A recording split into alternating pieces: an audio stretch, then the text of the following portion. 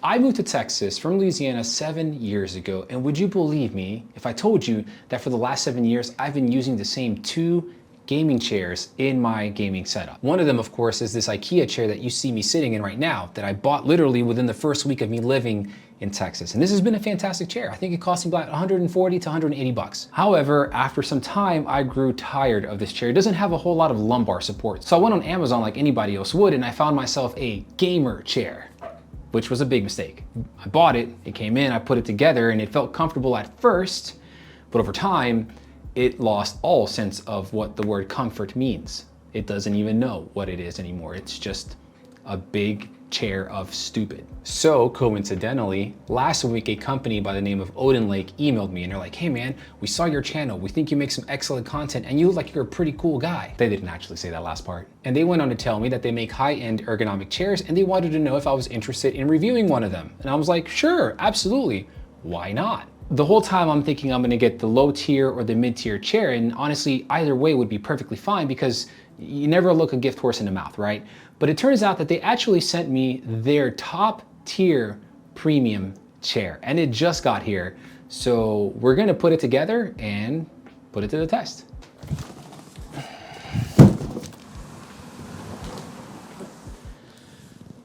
Whew, that's a big ass box. Not only did they send me the chair, but they also sent me the footrest. And this actually was an added surprise because we never even discussed it. So, OdinLake, thank you very much. I really appreciate your kindness. So what I got here is the Ergo MAX A747. And again, this is one of their top tier premium chair options that they have available on their website.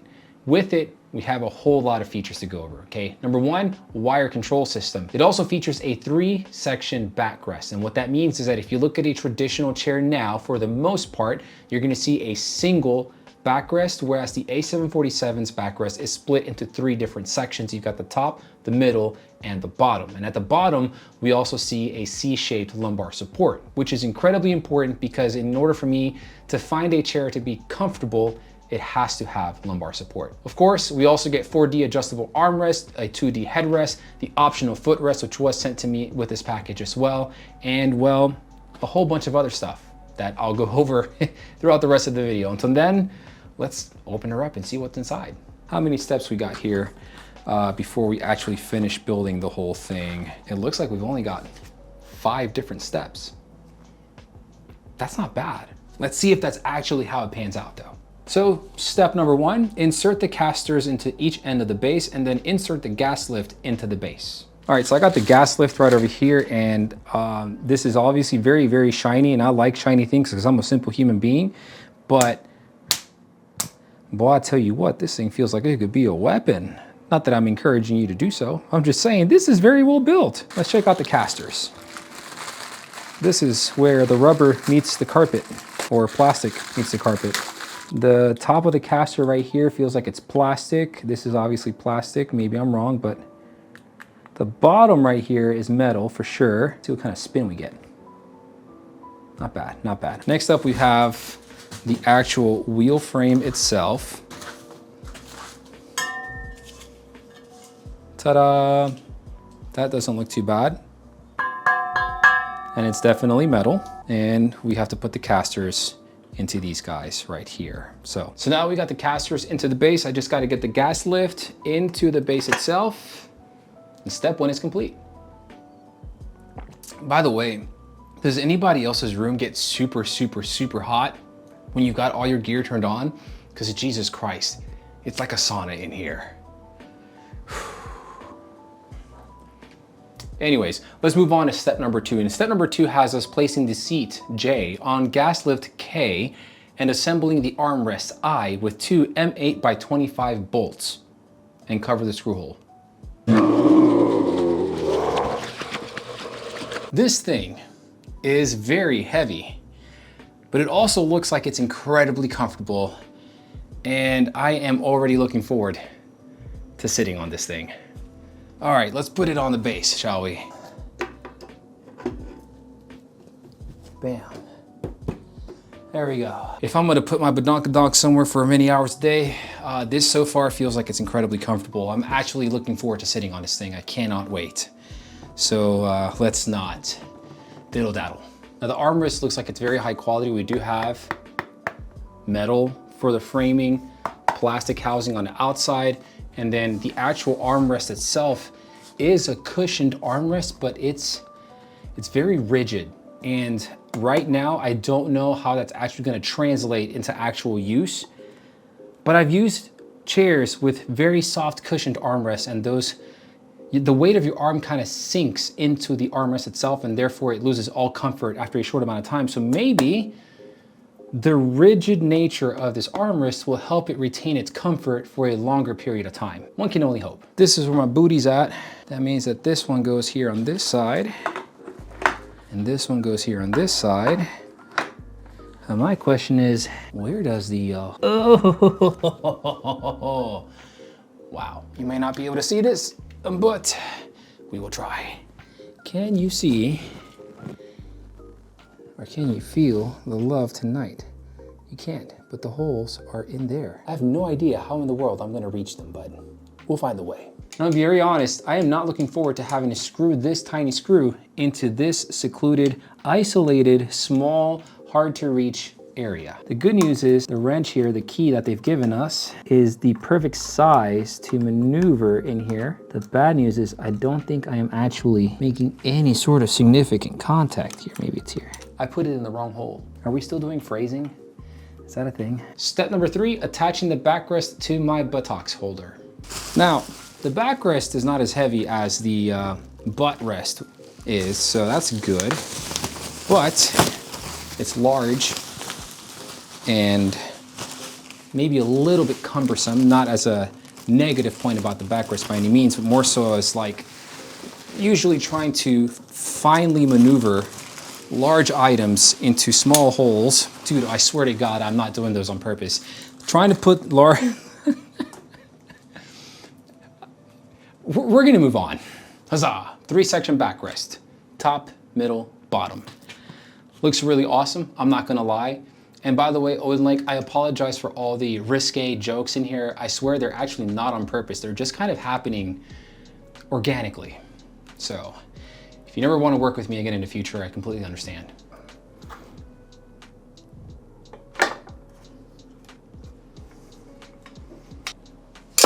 Oh Lord, that scared the crap out of me. So with that, we have 2 steps left. And step number 4 involves installing a bag rack. Not sure what that is, but let's do it. It literally is a bag rack. What? Bag rack. Say hi to Zuko. This is Zuko right here. Yes, named after the prince, Prince Zuko. The only real Zuko that matters in life. And say hello to Luna. Say hi, Luna. Hi. Luna's a good kitty cat. They're both nice. Great cats. Good job, sweetie pie. Hi. Now we're at the final step, installing the headrest. We're almost done. Boom. Here it is, the 2D headrest. And I've wondered for a long time why they call it a 2D headrest and why they call these 4D armrests. And well, and I'm very serious when I say that, but I have an educated guess, and maybe you can tell me in the comments. 2D, meaning that it can alter its positioning up and down, aka 2 directions, whereas the armrest 4D would be up, down, left, and right. So if I'm wrong, you can go ahead and make fun of me now. If I'm right, praise me, like you should. Now, installing the headrest is as simple as just popping it in. We're done, that's it. And with that, ladies and gentlemen, the A747 is complete. This was a very simple and straightforward build. All in all, I think it took me about an hour, and that is considering that I'm recording the whole build process for the sake of content, right? So if I wasn't recording this, I think I could have done this in about 30 to 45 minutes max. With that out of the way, how does it feel? Well, I'm sitting in it right now, and I gotta tell you, it's very, very comfortable.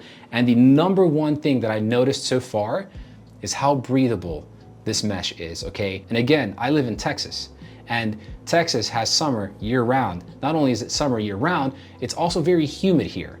And my room gets really hot. So when it's hot, humid, in the middle of summer, if I don't have good airflow through the chair to my back can get a little sweaty. I'm just being real with you. So this chair, I can already feel the airflow in my back from my AC and from my fan. Fantastic. Already on that alone, I love this chair. Now the fun doesn't stop there because there's a lot that this chair can do in order to accommodate everybody's body.